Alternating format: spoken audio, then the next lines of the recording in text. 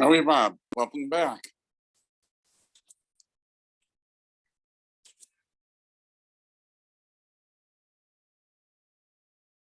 Can't hear you, Bob.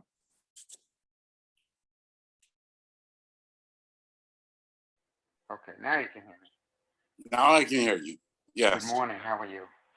Okay, how are you? Okay, thank God, fine. Nice to see your face without the mask on. Yes. That's true. Okay, so you're in the driver's seat today? No. Mordecai Oh, is. Mordecai is going to be in the driver's seat. Okay. Mordecai is. Okay, you're just doing the technical. How long before we start? I don't know. I'm not in shul. Oh, you're not in shul. Oh. I'm at home. So, I'm on Zoom. So who's going to turn on We're the waiting Zoom? for the host. I see. Who's I going to turn see it on? Rabbi Green is. Rabbi Green. Rabbi Green. Rabbi Green. Okay. So I'm going to go find the place. Do you know where they stopped yesterday? Okay, Bob, we got you this morning. Good morning. Yes. That says, I'm going to give you this. And the Stender, maybe, please. Mid the Stender. Oh, But when I'm away, Robert, but when I'm away, you'll have to get you're your own stamp. there. You go. Now you're centered. You're one of the most centered people I know, and you were down there on the fringe. I can't hear you. You're muted. I'm to the right a little bit, I have to tell you honestly, not centered. Well, you're actually depends. Maybe you're to my left here. Okay, I'll turn you around. Okay, so I'm glad you're here. I apologize profusely for yesterday, but the problem was that we couldn't hook up. Okay. Hookups I mean, are important. let me rephrase that since hookup has a new meaning. We were Yes. unable to go on Zoom. Hey, Okay, Ruth. Okay. And honestly, I was not ready at 8:30, so I had to do it another time. And he's also in terms of being centered on the screen. He was talking about centered on the screen. I know that. You see, Trump yesterday said if he becomes elected again, he's going to pardon all the January 6th rioters. No politics. Demonstrators, not rioters. Oh. No, tourists. They said all they were tourists going through the building. All right. We acknowledge with gratitude the generosity of our various sponsors. A year of learning, friends of Nina Moinister, Nachama Asna, Bas Yitzrak Alam. Friends of Stephen Vigder, Simcha Melech, Ben Meir Lev Halevi. Friends of Marcy Kurtz in memory of her great niece, Leah Bracha Bas Rivka, right? Isaac and Evelyn Blacher in memory of his sister, Chaya Rachel Bas Iser. And we also dedicate the learning for a refuah shlema for Evelyn. I'll call them Blinetter later today and find out what the deal is.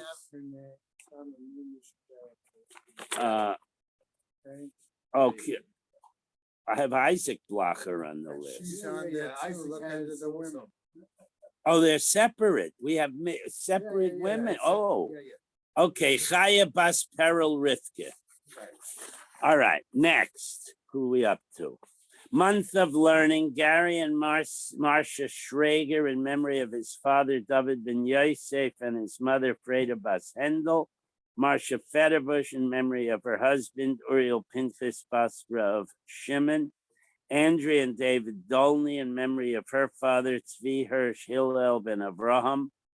Dov Bodlander in memory of his father Tzvi ben Yaakov Yitzchak, his mother Baila Devasha Bas Harav David Beresh, his father-in-law Yehuda Tzvi ben David Nachum, and his mother-in-law, Alta Chaya Bas Avram Yosef. A Week of Learning by Michael and Judith Peretsky in memory of his father, Gershom ben Chaim Tzvi. A Week of Learning by Judy Ager in memory of her son, Yerachmiel ben Aaron. And today is the 2nd of September, a day of learning, Ralph and Honey Chaifetz, in memory of his brother, Aryeh ben Yehuda. And please have in mind all of the members of the community who need a refuah shalema, with a special emphasis on, you got the names. Tzemach ben Yaakov Yitzchak, and the Bachor Moshe Ruben ben Sima Tebara. Did you include for Isaac? Who? Bachor too? What's wrong with Ike? He's on the Mishabeh. I understand, but when I saw him yesterday. There was nothing wrong with him. Yitzchak Oh, ben okay. Zissi. Oh, I saw him standing, so there was nothing wrong with him.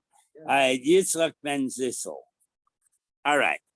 So when last we met, we were discussing the concept of somebody saying, I made a mistake, there was a flaw. So it's a mekach tois with regard to potentially marrying a girl. So if you could allow her to eat truma from the date set until the actual wedding, if it was postponed for legitimate reasons, the husband might look at her when they're together and see she's got some egregious mum or something, and he'd say this was a mekach tois, and I'm not going through with it, and she will have been eating truma and not being the Eshes Kohen. So we say we have the same issue with regard to a slave. What about a Kohen buys a slave from another Jew and he takes him home, and we know a slave can eat truma? So the slave starts eating truma, and the Kohen sees that the guy's limping. There's something desperately wrong with him. So the Gemara explains, Simpon ba'avodim leka. We're at the very bottom of Nun Zayin. That's the minhag to do.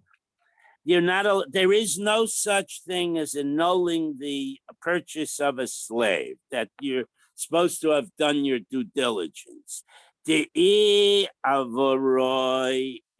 the slave has some kind of a visible flaw, like he limps or something like that, the buyer saw that before he purchased them. He can't make a complaint now. But if it's an concealed flaw, la malacha kaboy. What's the difference if he happens to have a scar on his leg? He's able to do his work, and that's what he bought him for. A concealed flaw isn't a big deal. Okay, now, but what if there's some significant thing with this slave that's not a physical problem? What if the slave turns out to be a thief and he's taking all the silver and peddling it?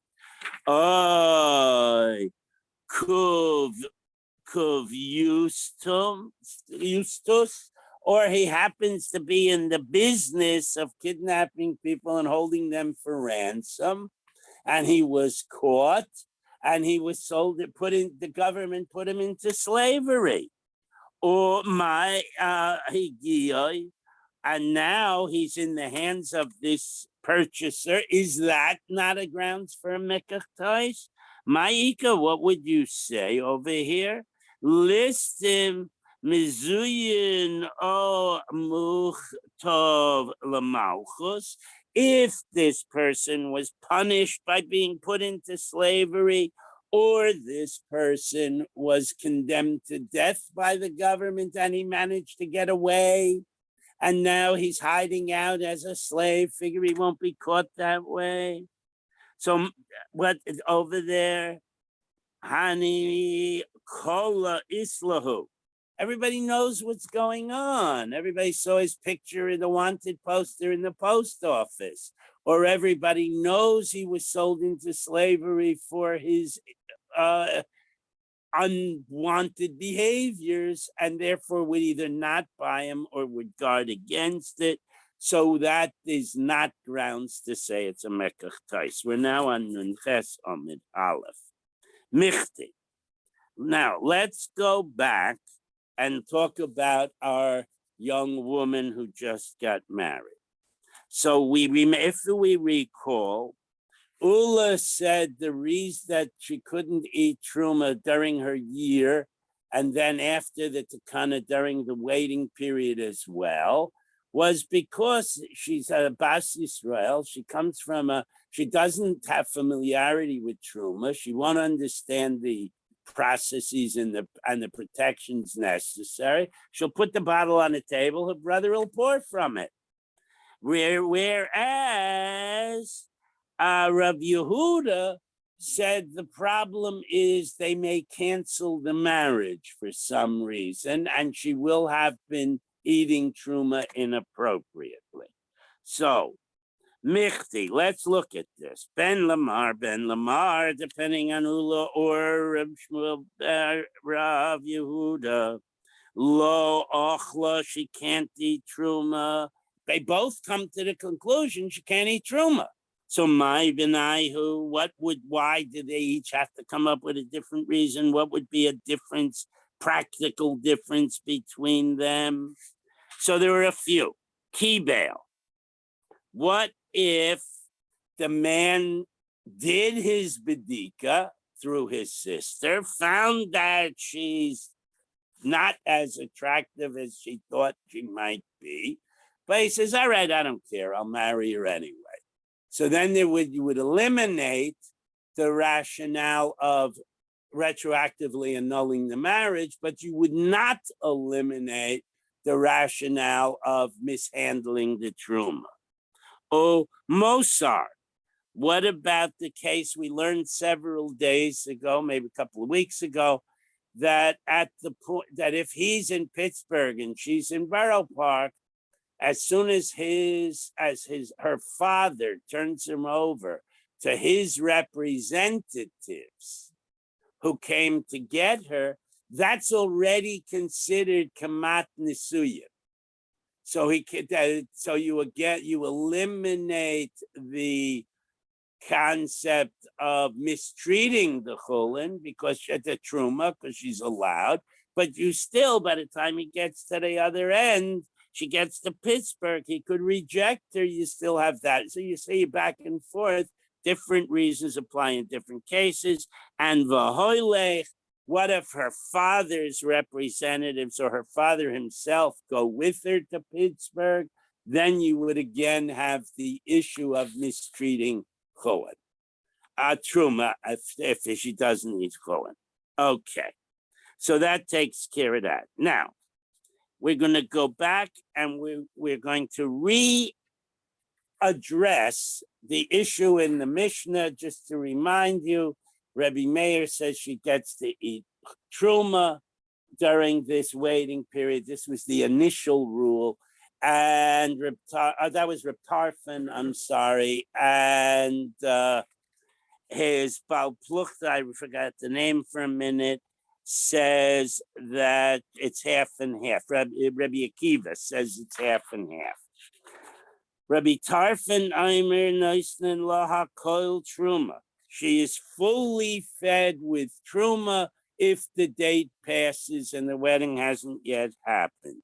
And Rabbi Akiva says, no, she only gets half.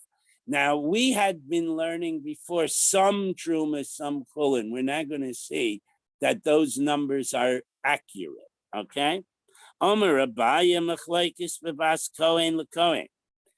This dispute in the Mishnah, according to Abaya, only applies if Sid's daughter marries Mel's son. So she was a Kohenes and she's marrying a Kohen. So now she's been eating truma in her house all along. She knows how to handle it. You eliminate the issue of misappropriation of the truma. And so that, however, if Aval babas Yisrael kohen divri hakol mekza chulin umekza truma. That if she's a bas Yisrael, even according to the view that you can feed her, because we said that the husband arranges a separate apartment for her for that interim period, that she only gets half and half. The Omer Rabaya further limits the question. What? Yeah. The daughter of a Kohen marries a Kohen man. What? Then Reb Tarfon says she gets 100% truma, and Rabbi Akiva says she only gets half and half. Rabbi Tarfon says she gets 100% truma because she knows how to protect it. She's been doing it all her life.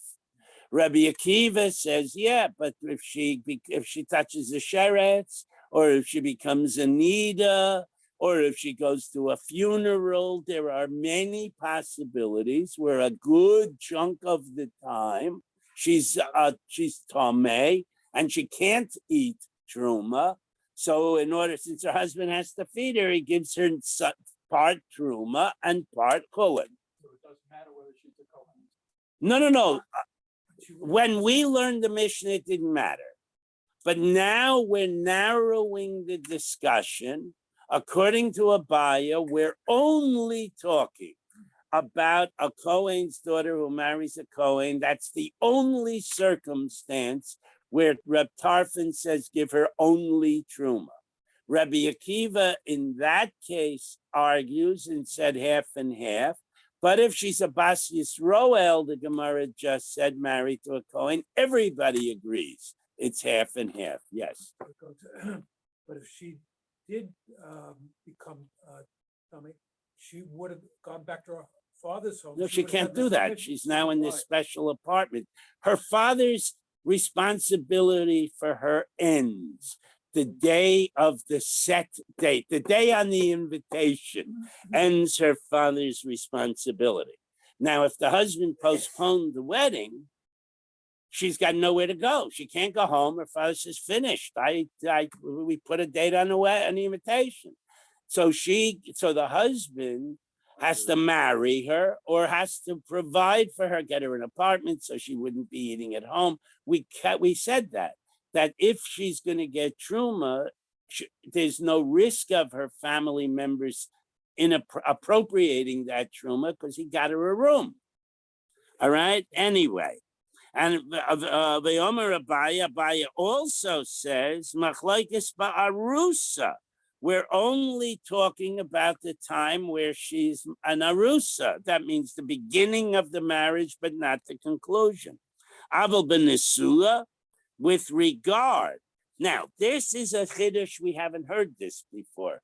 With regard to a married woman married to a Kohen, doesn't matter what her father was, she's now an Ashes Kohen. Divrei hakol mekza chulin umekza truma. According to this statement of Abaya, even a fully married Kohen's wife, even if the Kohen is very makbid never to become Tomei and he only eats truma, his obligation to feed her includes buying half of the food, chulin, so that she can eat whatever status she has at the moment. Okay? Tanya Nami Hachi. This whole discussion we just had is stipulated epis in a brisa. Rabbi Tarfon Aimer, Neisnin La Hakoil Truma, she completely gets Truma. Rabbi Akiva Aimer, Mekza Chulin Mekza Truma, half and half. In what case are we talking about specifically? Babas Kohen LeKohen. Only case we're talking about is if a Kohen marries a Kohenis marries a Kohen. Aval Bas Yisrael Kohen Divrei Hakol Meksa Chulin Umeksa Tchuma. The husband has to provide 50-50, and that's an exact number. We'll see in a minute. Okay? In what case are we talking about? Okay, Ba'arusa, if she went through the first phase of marriage, Aval Benisua, but with she completed the marriage, the second phase, Divrei Hakol Meksa Chulin Meksa Truma. It's 50-50. So I would just like to add my thought here. The reason that Rabbi Tarfon is makil, and it sounds like it's a chumrah, but it's really a kula, that the Kohen, when she's in the apartment waiting, can give her all truma, is because that makes it easier on him. He doesn't have the benefits of her companionship, but he has the expenses of providing for her. So Rabbi Tarfon says, why does he have to go on special shopping trips? He's got stuff at home. Let him just give her that. And we will discover later, let her go and get rid of the truma and replace it with chulin. By the way, if a Kohen marries a Gerusha, Can't. yeah, and if he does, and if he She can't doesn't, eat truma. he cannot eat truma. She cannot eat And truma. what about him? He can. He's a Kohen. Even though regardless that he now became Kohen, he can't do the avoidance. Yeah, his children, he is just a Kohen who's sinning. He's no different than a Kohen who picks up a pen in the doctor's office to fill out the form and sticks it in his pocket. He's a Kohen committing a sin. He's still a full-fledged Kohen. Yeah, but the point is, there are things which he can't do. Once he does that, he can't do the avoidance. That's a machlokes. We paskin taka, he can't do the avoda, but that's a machlokes, and that's because that's very public. Right. Okay, but he can't go to a cemetery. He can't. He has all of the rules of a Kohen, and he loses some of the privileges of a Kohen because his avera is public. It's not because he's not a Kohen. In other words, they make a distinction between him sneaking into McDonald's and buying a hamburger, which nobody knows about, and his marrying a Geyoris or a Gerusha or a Zaina, where everybody knows about it and everybody talks about it at the pool. Okay, can we go on? Yes. So, Rabbi Yehuda ben Beseira Omer. Now, I had just hinted that it's easier for him if he gives her truma, and it's more difficult for her because she has to. Yeah, somebody want did some. It's more difficult for her because she has to swap out the truma to get chulin. Okay, so consider she has $10 worth of truma and she goes knocking on doors, which is kind of embarrassing, or sets up a stall in the flea market, chulin for sale. And nobody wants it. So then she marks it down, chulin for sale, half price. Now every Kohen in town is going to fight to get it. It's truma for sale, not chulin. I'm sorry, truma for sale. Right, half price. So Rabbi Yehuda ben Beseira Omer Noisten lo shtei yodas shel truma v'yachas shel chulin. If she needs 2 handfuls of food, that's her normal diet. Rabbi Yehuda ben Beseira says give her 1 handful of chulin, which represents half of her diet, and 2 handfuls of truma, so she can sell it at half price and replace it with a handful of truma, of chulin. Rabbi Yehuda Omer Noisnin laha koil truma. No, you give her all truma. V'hi moicheres v'lo kachas v'damim chulin. No, give her 100% truma. She's getting food for nothing. And she should sell the truma segment, some of the truma, and buy chulin. Reb Shimon ben Gamliel Omer Kol Makom Shehuzkara Truma. Whenever we talk about a woman being given truma, noisnin lo kaflayim b'chulin. You get a double portion of truma and a single portion of chulin. My benayu. So what's the difference between Reb Shimon and Reb Yehuda? The Ika benayu tircha. The difference between them is who has the trouble. Okay, the one opinion is she gets all chulin, it's her problem to transfer it.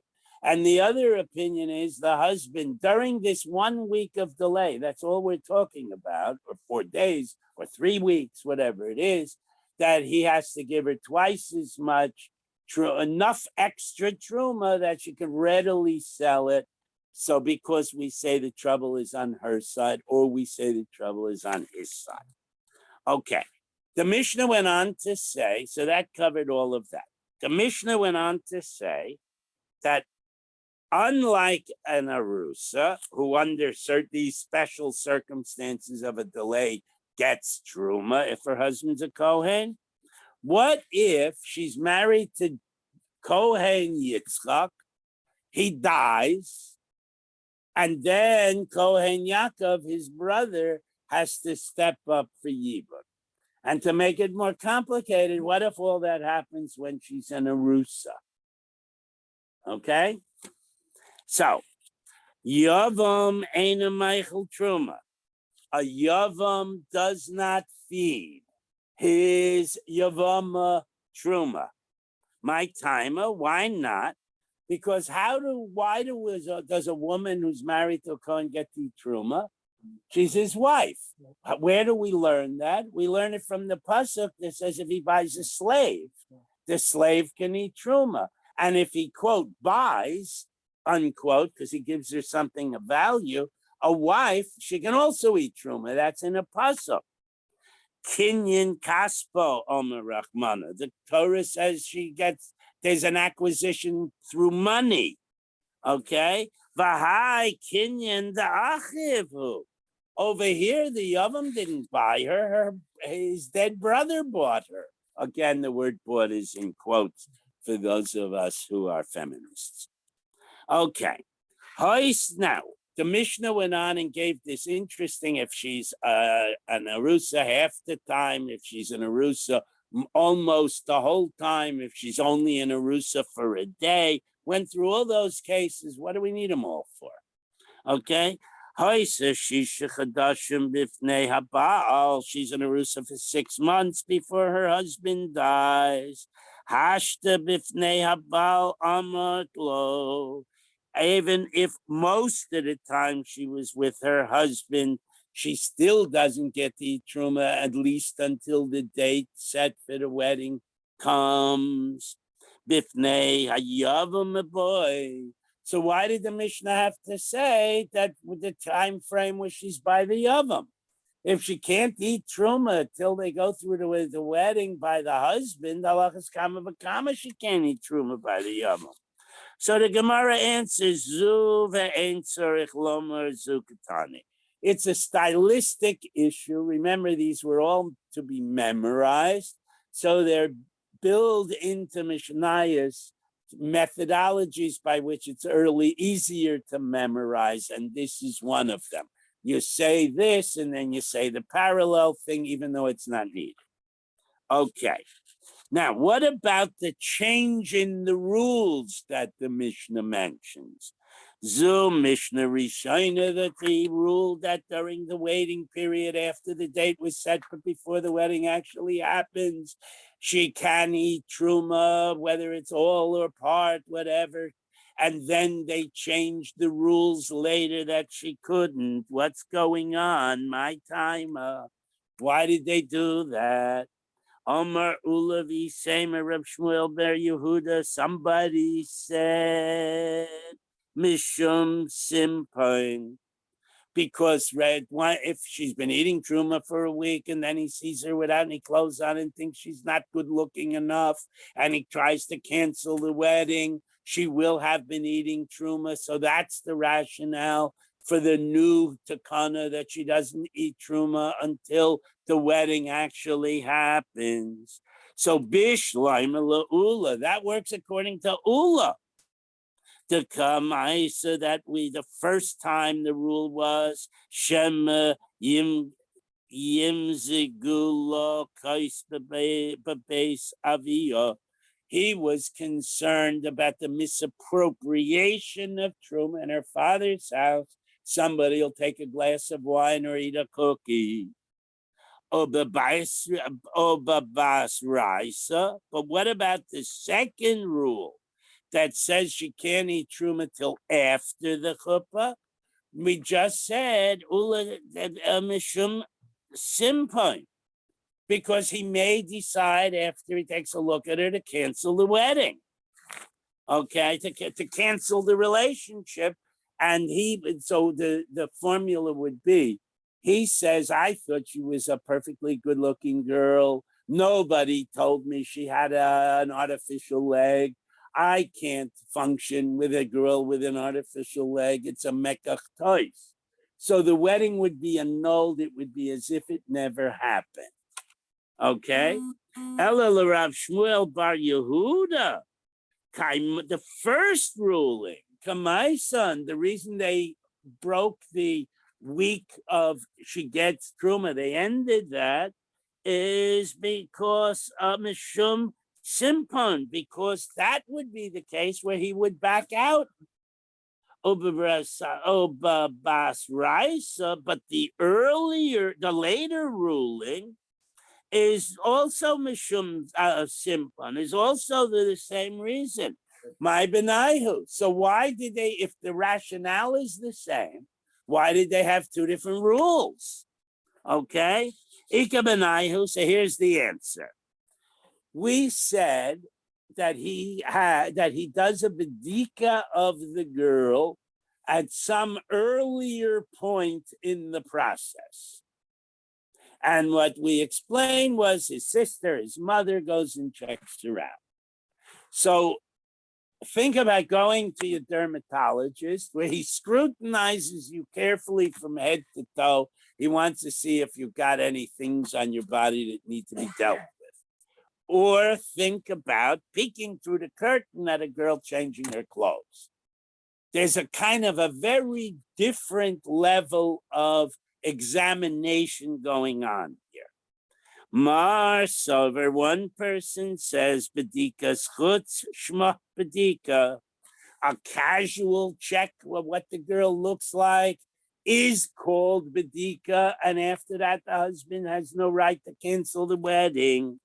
V'mar Sover, the other opinion is bedika chutz lo shma bedika. That's not just taking a peek at her while she's changing, is not called bedika. So he could then see that she's got a wooden leg that the sister missed, and he could reject her. Okay. In order to do the next Mishnah, we have to know a couple of facts that will be later on in the Gemara. We'll learn them later, but we need to know them now. The quid pro quo of the man has to feed his wife and he can collect her earnings has qualifications. One of the qualifications is if the man's income is insufficient to handle the family budget, he can demand that his wife go gets a job and makes a contribution to the family budget, and she cannot say no. Now that is codified as 5 slayim. So if she gets a job for 5 slayim, she's done her duty. What if she's a lawyer? She could make 50 slayim. So the 5 slayim is like her mandatory contribution to the budget, and the 45 extra slayim is now found money. Okay? That's going to be the question. Okay, that's exactly going to be the question. That's very eager. Okay, now just one other thing you should know. It's not yet in the Mishnah, but it'll come up in a few minutes. On top of the 5 slayim, on top of providing food money for a wife, a husband also has to give her an allowance. The Gemara calls that mana kesef, a silver coin.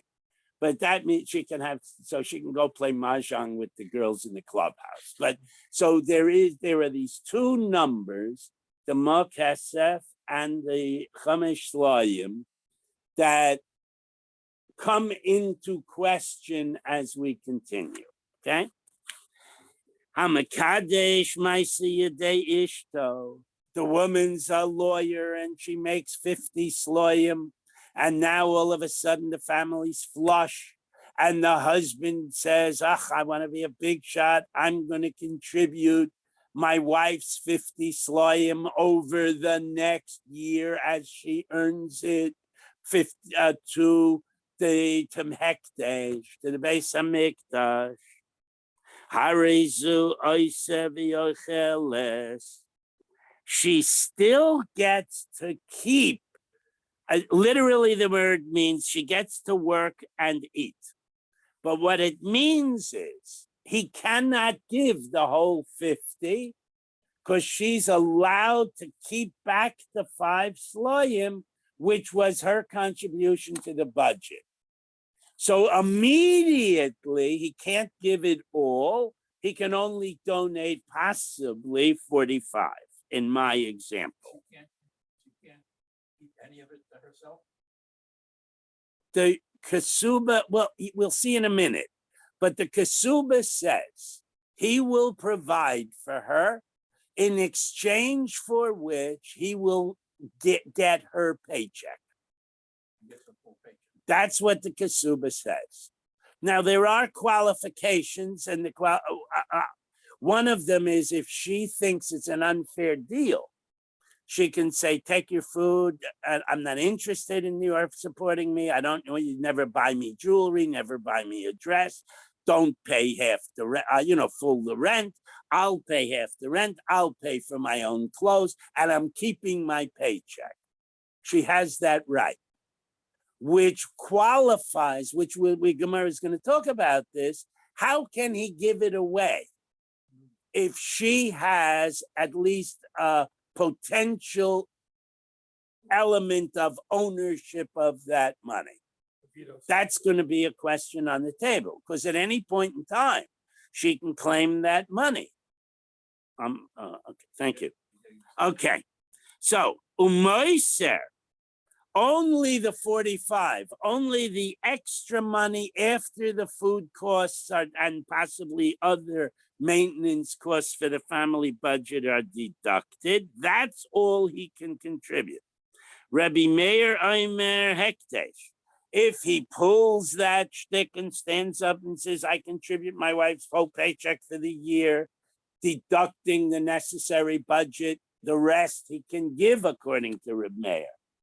Rabbi Yochanan Sandler Omer Cholin.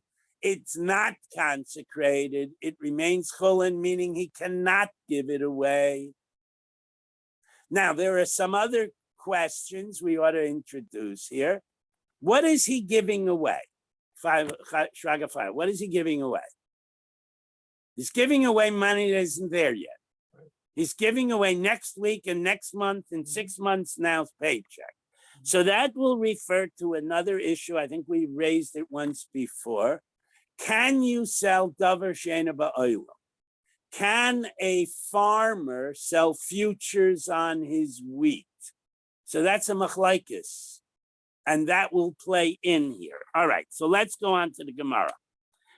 Amar Rav Huna, Amar Rav Huna quotes Rav as saying, your point, Yachla Isha Laimer Labaila, woman can say to her husband, Eini Nizones, I don't want your food, the Eina Oise, and I will not work and give you the money.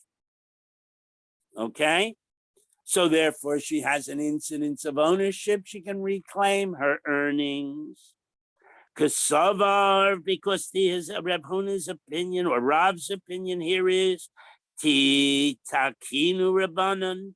When the rabbis made the takana that he has to support her and he can get her money, Mizayne Iker, the starting point in the quid pro quo is he feeds her. So if he feeds her, he can take his money. If he does not feed her, he cannot take her money. And the only reason he can take her money is because he's working 3 jobs in order to feed her. She works 3 hours a week as a hotshot lawyer and makes 3 times as much as he has, and buys herself jewelry or puts the money in the bank or spends it on the grandchildren.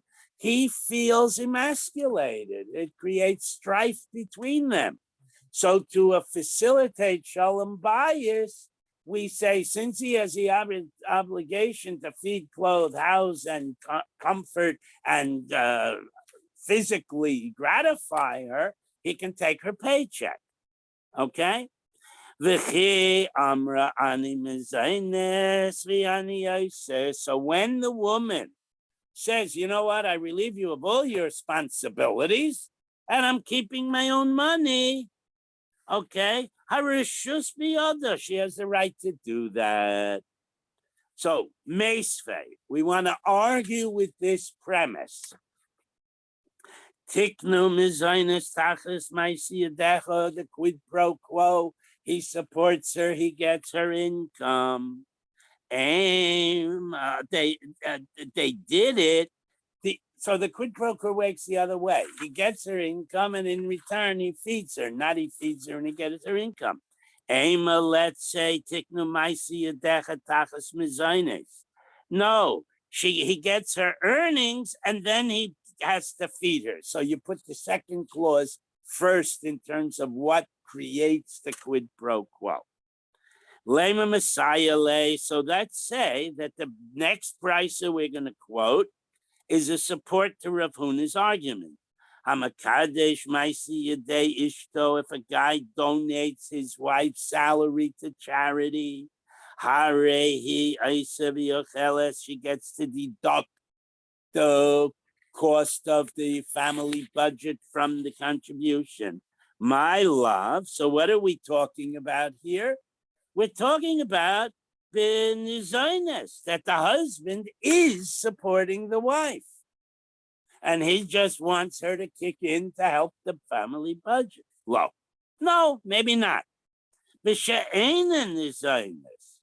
He is not supporting her. They made a deal that he doesn't have to support her.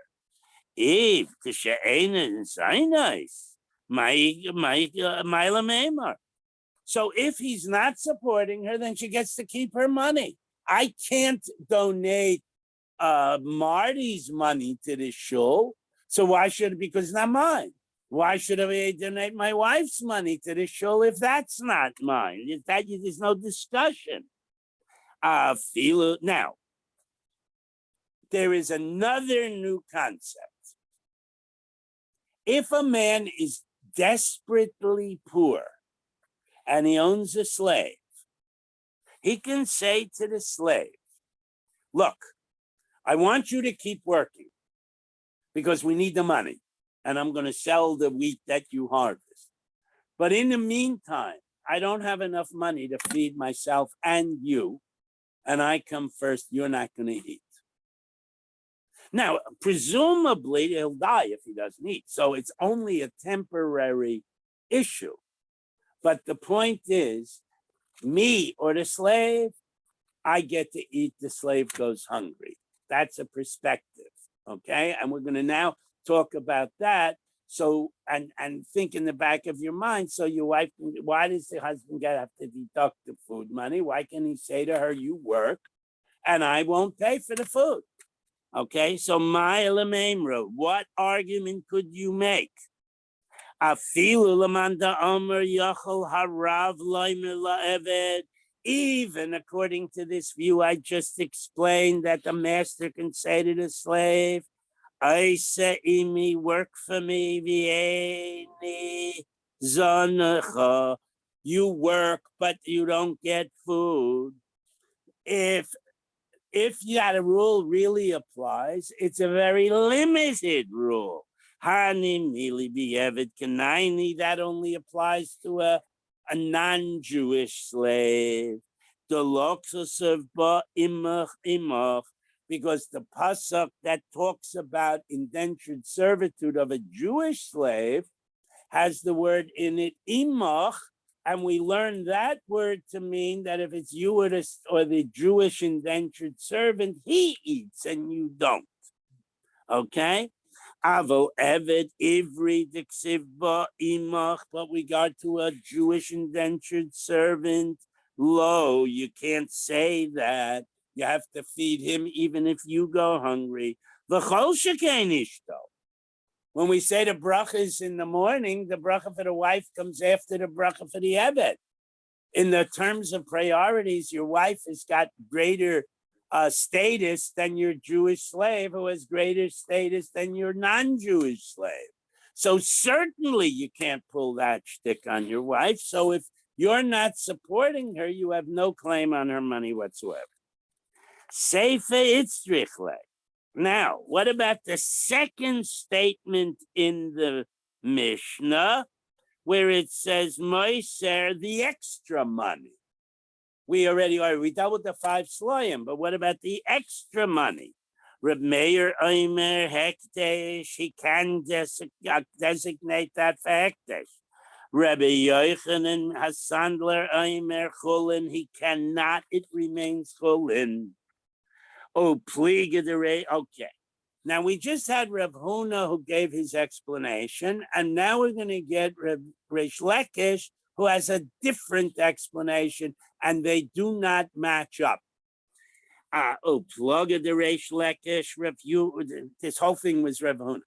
That we argue all of this is in contradiction to Reish Lakish, Tomer Reish Lakish, Loi Tema, time of the Reb Meir, do not explain Reb Meir's rationale of the husband being able to give away the money his wife is going to earn next week, next month, next 6 months.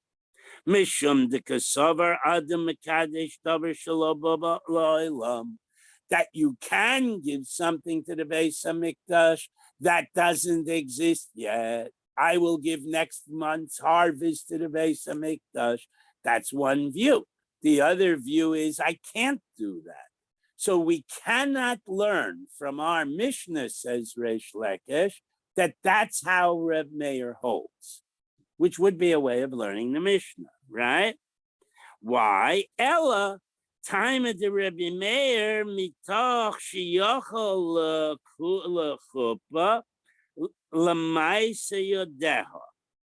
What he can do, what a husband, we said this earlier, what a husband can do is demand his wife go get a job, okay? And he could say to her, remember, you can't give something that doesn't exist, her next week's salary, but I can give something that does exist, her hands exist. So I can say, you go get a job, and I will contribute to charity everything your hands produce. Okay? Because technically I'm making the shvuah on something that exists. Okay? So, but that's not, remember, that's not what he actually said. He actually said, I'm giving her salary to charity, and that's going to be an issue.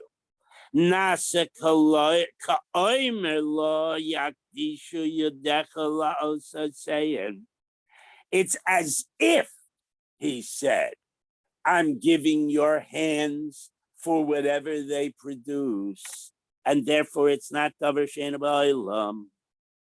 So the Gemara says, just a minute. Words count. Words have meaning. He didn't say it right. So how can he give it away?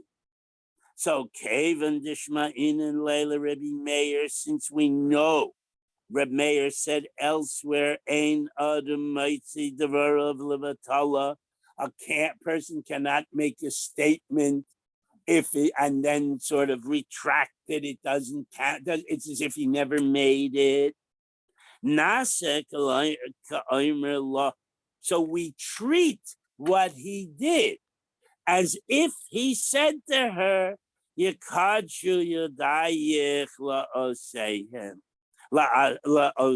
that what your hands produce, I'm giving away. Even though he did not use the right formula, we attribute that right formula to his process, and it would count. So now, what? No. If you say I don't know how to give an example.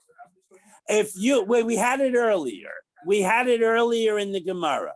If you say I give half of my eruch to charity, or you say I give the eruch of half of myself to charity, the second one would not work because you can't cut yourself in half and still be alive and give to charity. So you see in that case how the wording is critical.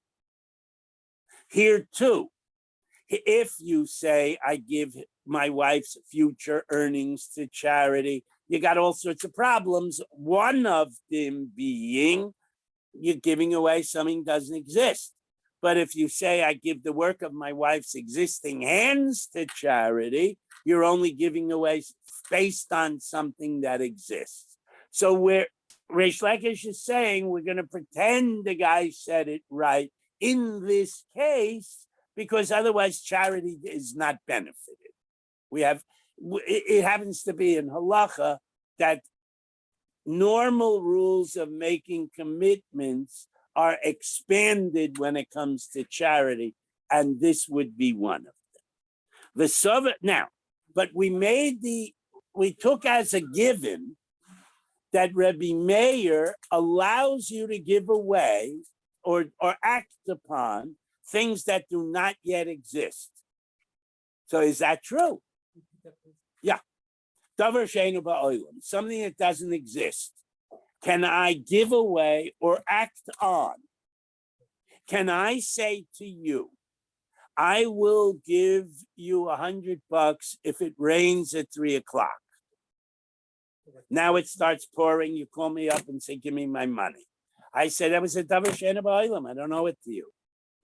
But he made a condition, he did on I would, maybe that's not a great example, but we're going to now give a whole bunch of examples where there's a davar she'einu ba'olam and Rebbe Meir says it's fine. Okay, so obviously he allows davar she'einu ba'olam. Okay, Sober Rebbe Meir ein adam makdish davar shelo ba'olam. Is it really true that Rebbe Meir would say you cannot give away something that doesn't exist yet? I'll prove the opposite. V'hatanya, we have a brisa. Ha'omer le'isha, you say to a woman, Hareyat nikudeshes li la'acher she'izgayer. I happen to be a non-Jew. I see a gorgeous Jewish girl. I give her a ring and I say, you are married to me. The instant I come out of the mikveh when I convert to Judaism, would that work? Or, la'achar she'tizgairi, you see a gorgeous blonde-haired, blue-eyed Irish girl, and you give her a ring and you say, you will be my wife the minute you come out of the mikveh in a conversion. La'achar eshtachrer. I happen to be a slave, but a slave can accumulate money. So I give you this ring, you're a Jewish girl, and I say the minute I talk my master or buy my freedom, you will be my wife. La'achar tishtachreri. Or you're the beautiful little slave girl, and I give you the ring, and I say, you are hereby made my wife. the instant your master frees you. La'acher sheyomas bailech. Or I think Kenny's wife is fabulous, so I give her a ring and I say, Karen, you are my wife as soon as Kenny leaves this world. Oh, a guy has married to a girl and her sister is nicer than she is. Oh, shetamus achosei. Or here is a ring, you are married to me the minute your sister, my wife, kicks the bucket. Okay? Oh, la'achar sheyachlutz lech b'yivamech. Or this Mrs. Schwartz husband passed away. They have no kids. She has to marry his brother. So I give her a ring and I say, the minute that her brother gives you chalitza, you're my wife. A whole chain of cases. Basically, we're allowing an act now to be whole when something that hasn't happened happens. But if it happens. If it happens, correct. Rabbi Meir Omer Mikudeshes. In all those cases, all those women, if the second part happens, they're all married. But what happens if it, in an interim, the person wants to get married and blah, blah, but if this happens, then I have to marry. You're allowed to have more wives than one wife. Wouldn't work. Next. What happens if it never happens? If he outlives her or the master refuses to free them, then the conditions never met and the marriage doesn't work. And whether or not she has to give back the ring, you'd have to go to Besdin. Okay? In this case that you said, you're saying, what if the man decides to marry somebody else? Well, what if the woman says she doesn't want to wait for this guy? Actually, the She second way you can't. said it- Actually, the second. She way you said can't it is because what she's like an Arusa. She accepted the ring. She accepted the ring. She's Cain and Arusa. She can't. He can. Oh. All right. Anyway, that's not on the page, so let's go weiter. May he a. Okay.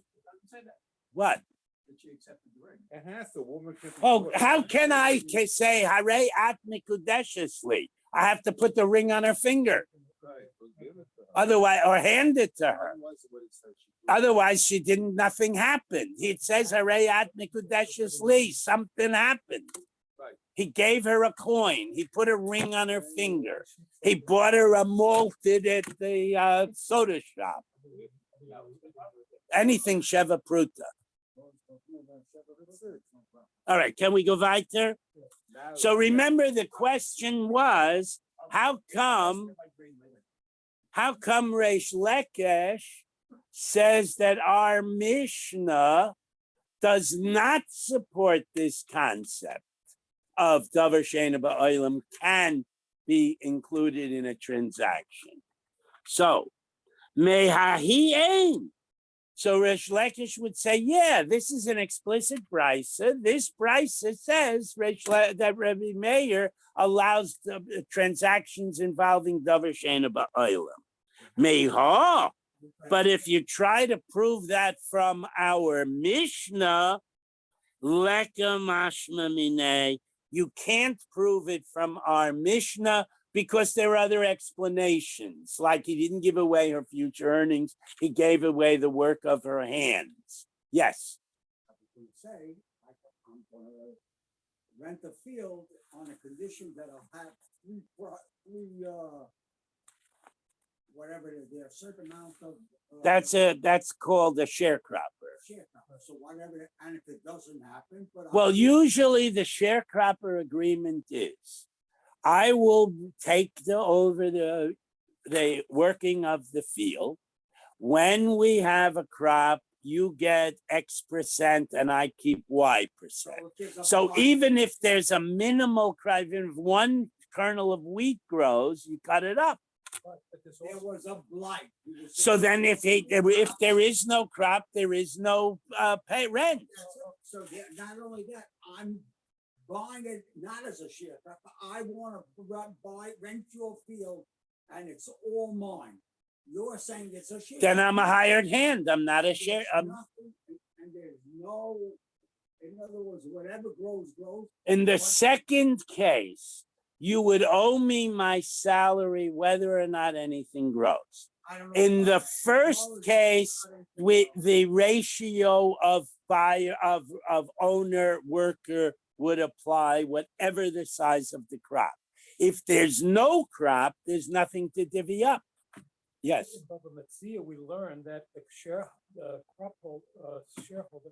I'm sorry, I'm saying the wrong term, but the person who's making a sharing, if he doesn't do due diligence, he owes the amount that he would. But have that to pay if he applies did to do any due diligence. employee. I mean, again, that's irrelevant to this question. His point is more relevant to this question because what I'm effectively doing is negotiating a contract based on what will be. But the presumption there is it's not. When we have $100 worth of wheat, I get 70, you get 30. That would be davar she'eino ba'olam. Here, it's I'll work the field and whatever happens, happens. And as a compensation for my working the field, I'll get a fixed percentage. So that could be argued as davar she'eino ba'olam, but it could also be argued as not davar she'eino ba'olam, that I am here, I am working, and that's what I'm committing to. So in any event, let's go on. So the point is that since our Mishnah has other explanations, all Reish Lakish is saying is that our Mishnah is not a raya to Rebbe Meir allowing davar she'eino ba'olam. Now let's go back to the lady and her husband and her getting a job. We said, Moiser Rebbe Meir Aimer Hekdesh. Rebbe Meir acknowledges you have to take off the first 5 slayim, but after that, he can give it away. So now we're going to ask a new question. Since she does have an incidence of ownership, she can keep the money if she wants. We're acknowledging he has the right to give it away. But when does the transaction occur?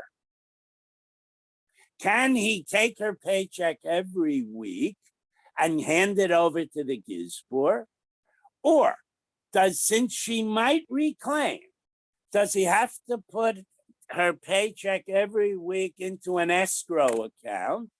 And if she wants to reclaim it at some future point, she can. And if she dies without reclaiming it, that's the point at which it goes to the So gizbor. she could reclaim it retroactively? No, but she can reclaim it if it's there. Your wife earns $10. You want 4 for household chores. You have 6 left. Put the 6 in the bank. Let it accumulate. If the husband promised to give it to charity, we're asking, can he give $6 every week? Or can he have to accumulate it because she might want it back at any future point? And if and when she dies and she did not get it back, then he can freely owns it because he inherits her and he gets all ownership now unencumbered and he can give it away and he can meet his pledge. Okay, that's the question. Okay, Rebbe Meir Aimer HaMoiser Aimer Hekdesh, you can give away the excess earnings over and above the minimum. Ema Kadosh, when? Emas Kadosh. When in time does that pledge become effective? Ravu Shmuel Damri Travaihu Lacher Misa Kadosh. Rav and Shmuel both say you have to wait for her to die and then you can give it away. Okay? Rav Ada Barahava Aimer Musar Machayim Kodesh, you can give it away while she's still alive. And I guess we'll stop there. It's very late.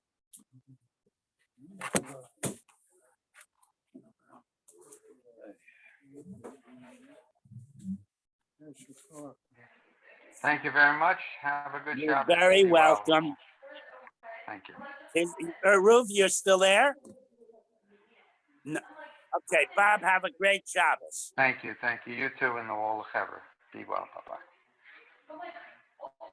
All right, so the trick here is to grab the white paycheck and spend it before she knows she can keep it.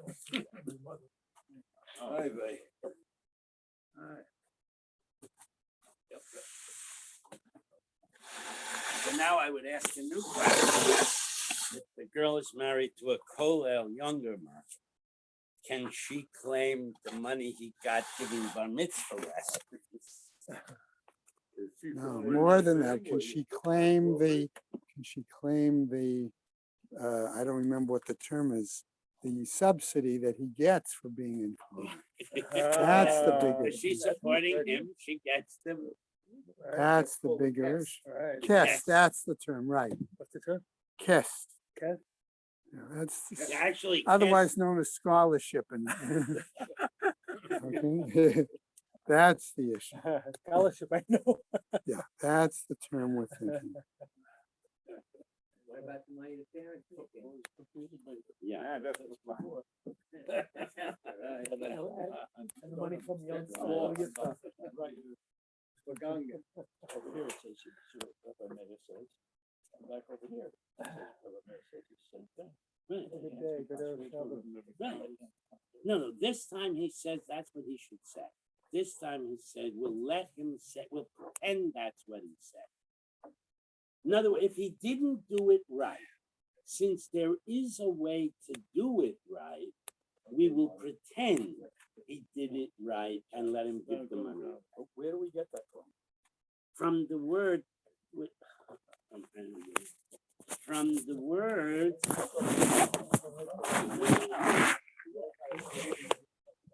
okay. Since we make a rule, you can't make a promise and not keep it. Not set Omer. We make it like he did say, even if he didn't. Okay? Yikadesh, correct, that it's as if he said. That's as if he said. This is what he said, and then this is the explanation of that. Even though he did it wrong, we pretend he did it right. So the Gemara says, why do you do that? Usually, as I tried to explain before, the way we say things is very critical. So since we don't want to go, it's the exact same word. It's here we just lie. Since Rebbe Meir doesn't let you lie, he has no choice but to say that we pretend you said it right.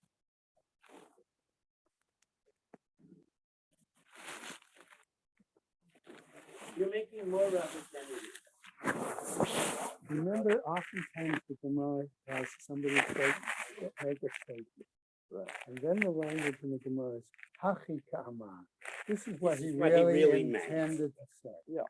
Okay, so think of it in those But terms. I'm looking for where it says that. Because it looks to me like the word. Good, that's what the letter. But he says, "Na'aseh ki omer la." And over, and over here it says. It's exactly "Na'aseh the same. It's Omer." just Right, re-quoting it's the exactly the same. Repeating the The statement. only thing that why we try to allow you to budget this time and we never allow you to budget others. And the reason is because the lesson. Where does it say what? Not allowed to use this under 11. Since Rabbi Meir said, "Ain't of the mighty the way of the since Rabbi Meir How you doing? over- Shabbos still? Good Shabbos, you and your family.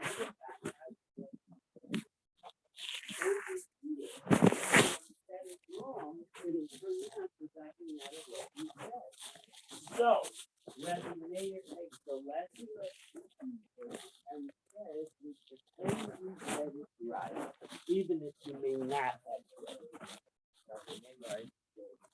You understand? Because it's really it's Rabbi Meir is confronted with which is the lesser of two. I'm going to put a little different spin on what Michael is saying. Okay, what are we going to get to? The next new Gemara is Nadarim, when you make a vow. Pledges. Okay, pledge, vow, oath.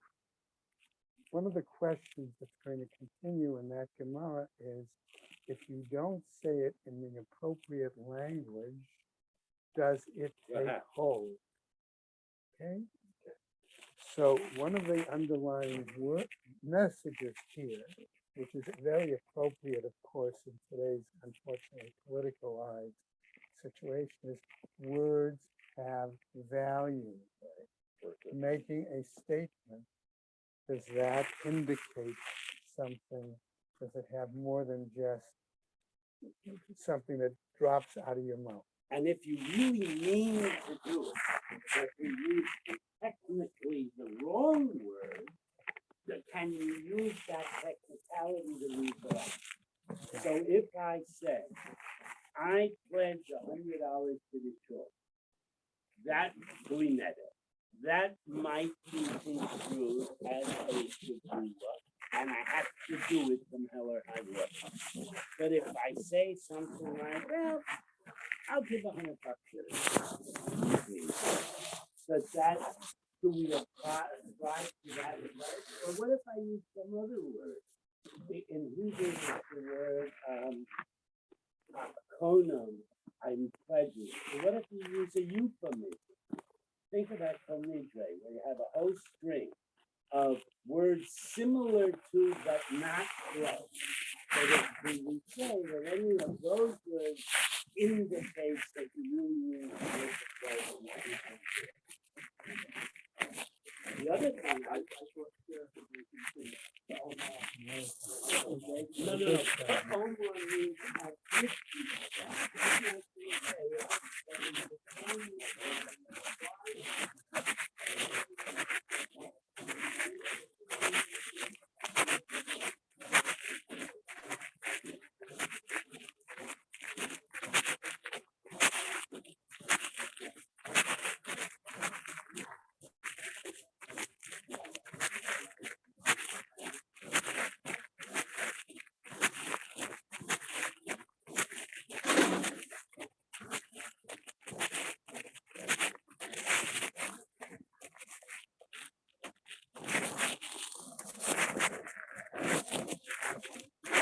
Good morning, good morning, good morning.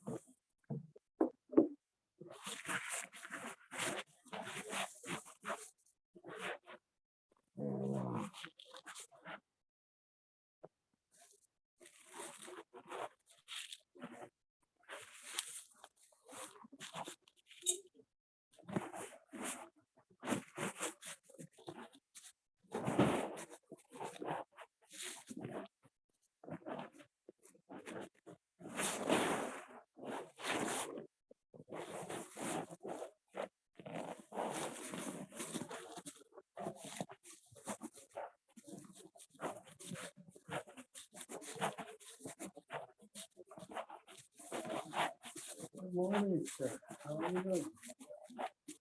Good. Andrea, we had a meeting with Andrea yesterday, and we talked, and Gary, and we talked about locations for many of the educational activities. So next week, I'll sit down with you and we'll go over that. Okay. Thank you.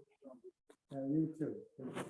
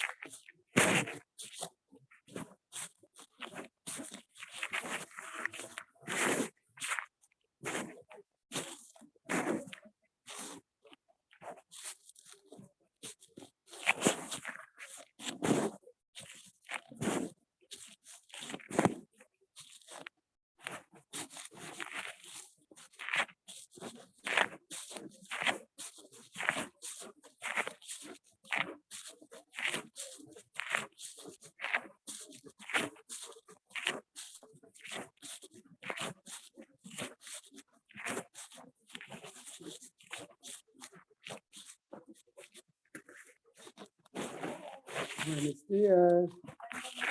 ¿Cómo está? Bien. Muy bueno.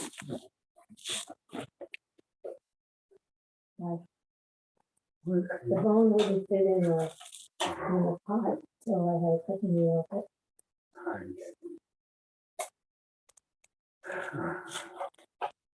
You okay?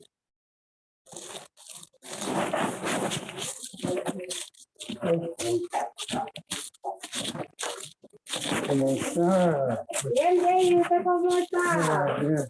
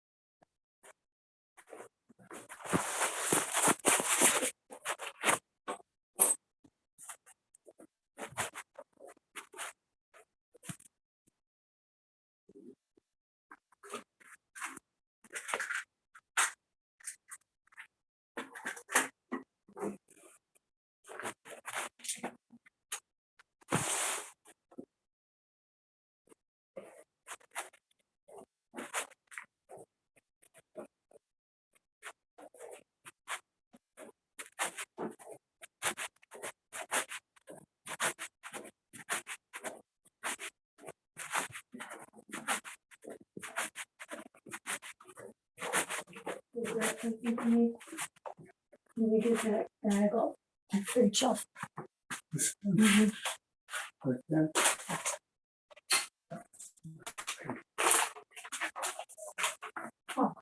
Is it working?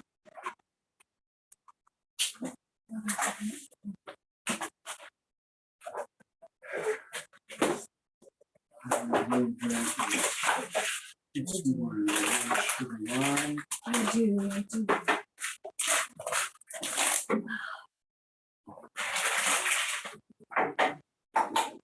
Michael called today?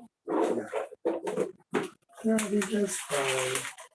Well, it's not my style. But, you know, Yeah. You do better when he teaches than when he interferes in yours. what? I am quiet when he I make no comments. There is no question. I feel that people will really run my issues.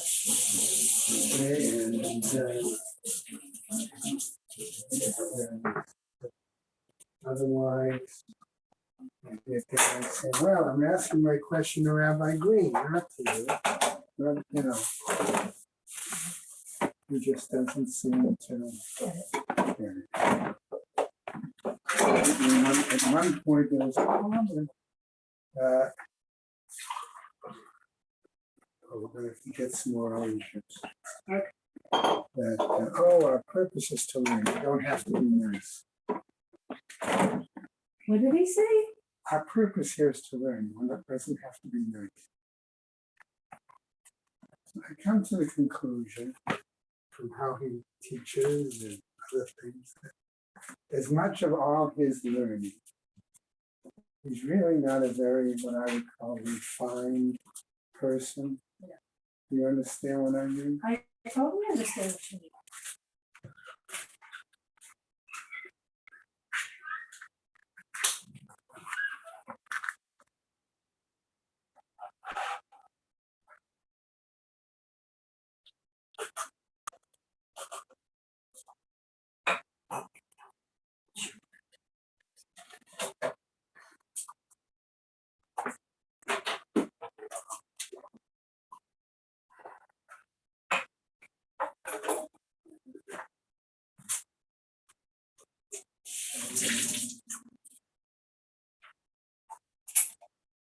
I wish you could have picked the three of them. Really? What's the three? I didn't see three. Hmm?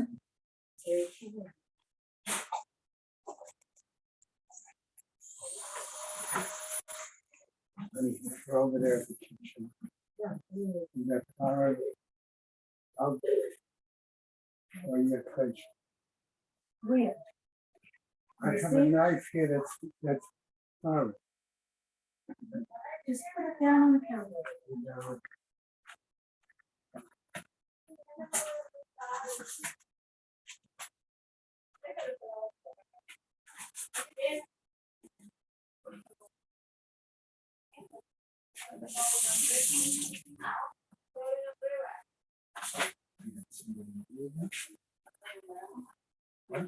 Or something.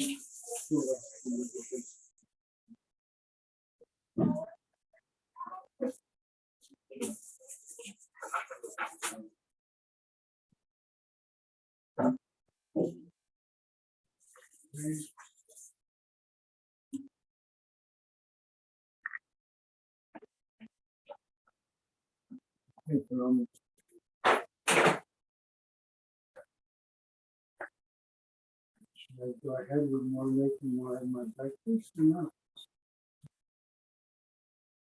I want to start drinking. I think it's too late.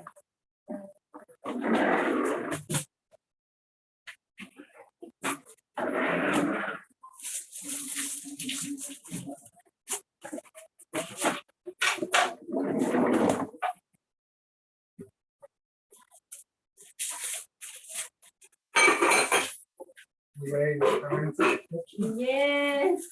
No. un momento. Un momento.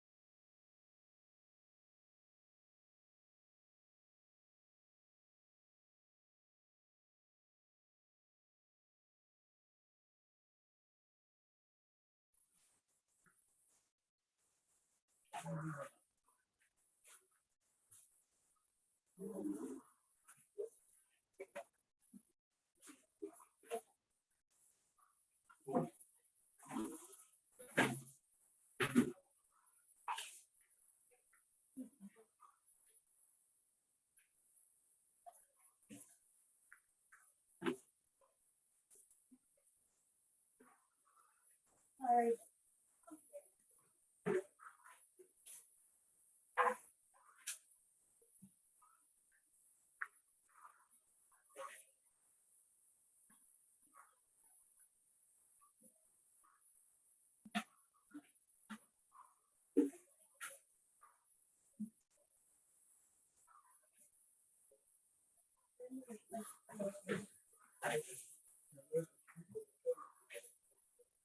It looked dirty to me.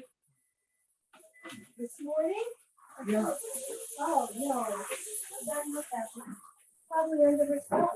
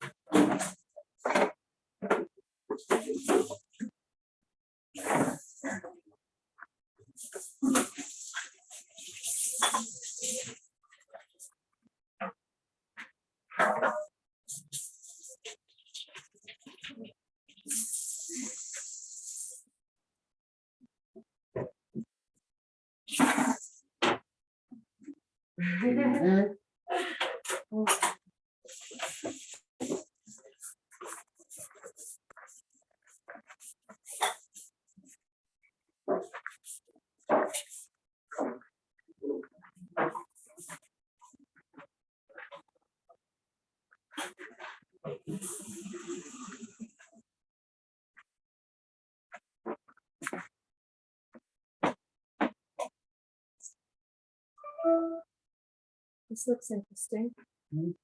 Foreign motion.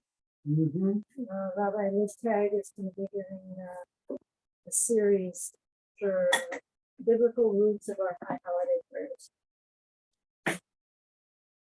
Starting this Sunday, 11th. They have a very good generally. Good offering. What's his name? Helmet.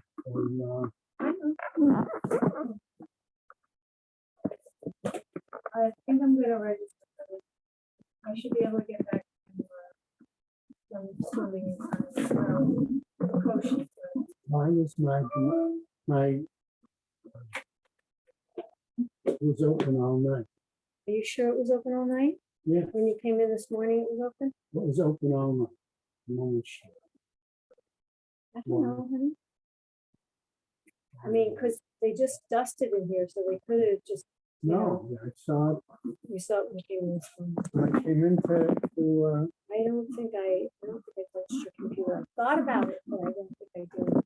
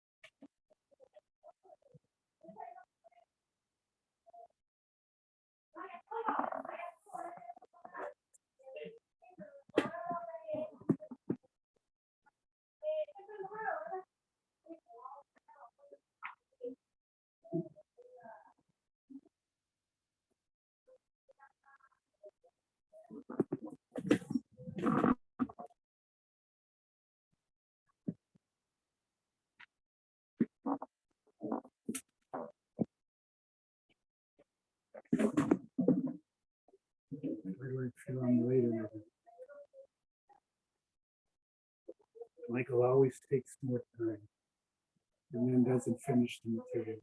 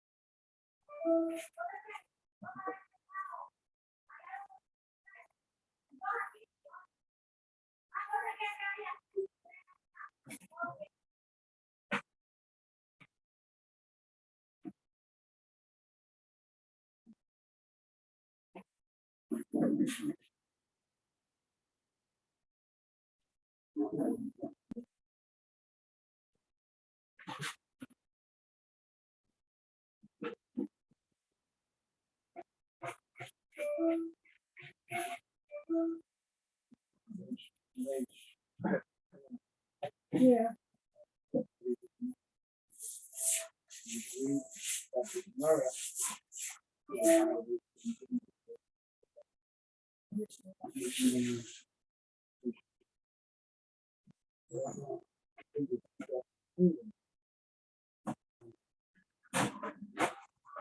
Like I said, don't start what you can't finish.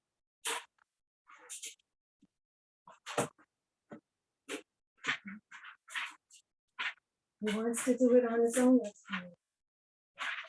This is Saturday. It's not Saturday, it's Sunday.